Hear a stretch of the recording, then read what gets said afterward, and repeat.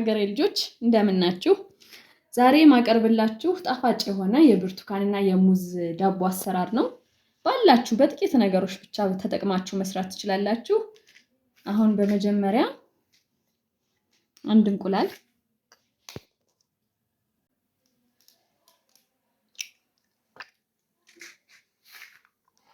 እንቁላል ከተጠቀምነ በኋላ ዘይት እንጨምርበታለን። የኩባያዋን ሩብ ዘይት ነው ያደረኩት። በመቀጠል ስኳር እንቀጥላለን።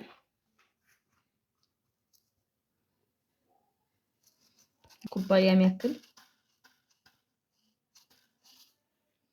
ስኳር እናደርጋለን።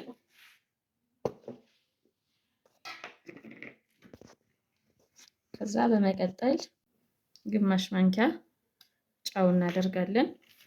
ከዛ በኋላ ይሄን ማቀላቀል ነው የጨመርነው።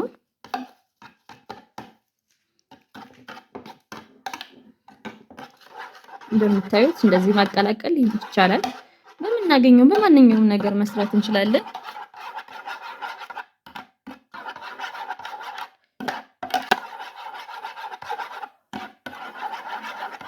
ይሄን ካደረግን በኋላ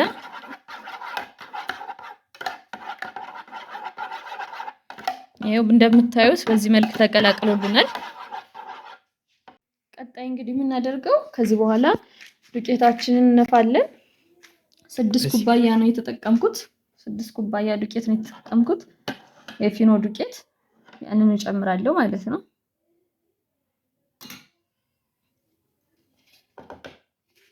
ተነፍቶ ነው የሚጨመር። ይሄን ከጨመርነው በኋላ እናዋሃዳለን በደንብ። ይሄን በደንብ ማዋሃድ ያስፈልጋል ማለት ነው። ይሄን በደንብ ማዋሃድ ያስፈልጋል ማለት ነው።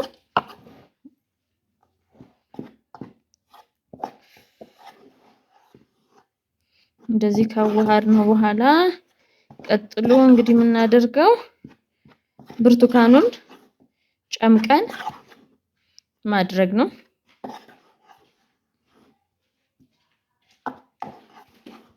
አሁን የውስጡን ነው የምናደርገው። በዋነኝነት ግን የላይኛውን ፈቅፍቀን ማድረግ እንችላለን። ነው በጣም የምንልጠው ነጭ ፓርት ከገባብን ስለሚመርብን።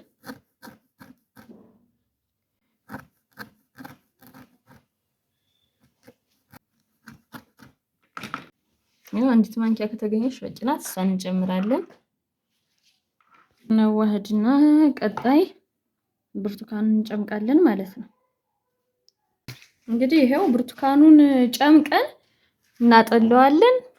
የጠለለችውን ውሃዋን ብቻ ነው የምናደርጋት። ውሃው ከተደረገ በኋላ በደንብ ይዋሃዳል።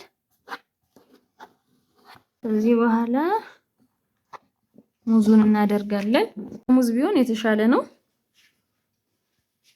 ይሄው አጥበን ሙዙን እዚሁ እናደርጋለን። ማሽንም ካላችሁ መፍጫ ካላችሁ ፈጭታችሁ ማድረግ ትችላላችሁ። እዚህ ላይ አብረን ማዋሃድ እንችላለን። ከዚህ በኋላ 1 ማንኪያ ቤኪንግ ፓውደር እንጨምራለን። ከዛ አሁንም በደንብ ማዋሃድ ነው የሚጠበቅብን። እንደምታዩት ሊጡ በጣም ነው የሚያምረው። ውሃ ትንሽ ጠብ እያደረግና አሁን ሊጣችን እንደዚህ በሚገባ በደንብ አብኩተነዋል። እንዲህ ካቦካነው በኋላ ለትንሽ ደቂቃ እስኪነሳ ድረስ እንጠብቃለን። ለአንድ ሰዓት ያክል እንጠብቃለን። ሊጣችን እንደምትመለከቱት ነው። በጣም ቦክቶልናል፣ አሪፍ ሆኖልናል። አዎቻችን እንደምታዩት ነው። ሊጣችንን ወደ መጥበሻችን ያድርገናል። አሁን ለትንሽ ጊዜ ለ15 ደቂቃ ለሰስ ባለ እሳት እናሞቀዋለን ማለት ነው። የምታዩት ዳቦአችን እየበሰለ ነው። አሁን ጀርባው ነው የሚቀረው፣ እንገለብጠዋለን ማለት ነው። እንደምታዩት እንግዲህ ጀርባው በደንብ በስሎልናል። እንግዲህ የፊት ለፊቱ ነው የሚቀረን፣ ገልብጠነዋል። ከትንሽ ደቂቃ በኋላ እናወጣዋለን። ለቁርስ፣ ለመክሰስ፣ ለማንኛውም ሰዓት ቆንጆ የሆነ ብርቱካንና ከሙዝ እንደውም በተጨማሪ ከእንቁላል ብቻ የምትሰሩት ነው። እንግዲህ ዳባችን በሚገባ በስሏል። መብሰሉን ለማረጋገጥ በስቲኪኒ እንደዚህ አድርገን እናደርጋለን። ሊጥ ይዞ ከተነሳ አልበሰለ ማለት ነው። ዳባችን ግን በሚገባ በስሎልናል። ያው እንግዲህ እንደምታዩት ነው በስሎ ወጣ ነው። ይሄው ዳባችን ስንቆርሰው ይሄንን ይመስላል። በጣም ነው የሚጣፍጠው። የእውነት ቤታችሁ ሰርታችሁ ሞክሩት። አመሰግናለሁ ስለተከታተላችሁ። ሌላም አዳዲስ እንዲሰራላችሁ የምትፈልጓቸው ማንኛውንም ነገር ኮሜንት ላይ ጻፉልኝ።